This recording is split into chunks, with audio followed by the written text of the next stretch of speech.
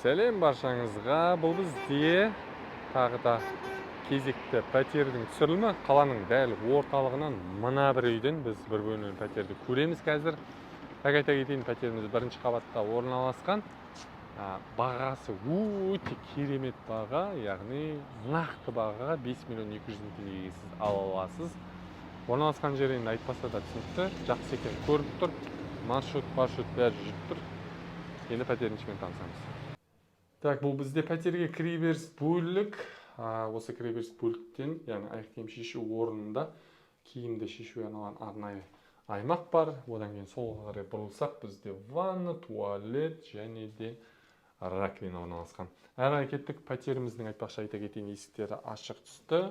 Жоғарғы жағы натяжной потолок. Мынау біздің қазір көріп тұрғанымыз пәтердің залы, қонақ қабылдау бөлмесі және плюс жатын бөлмесі однокомнатный болғаннан кейін енді түсінікті.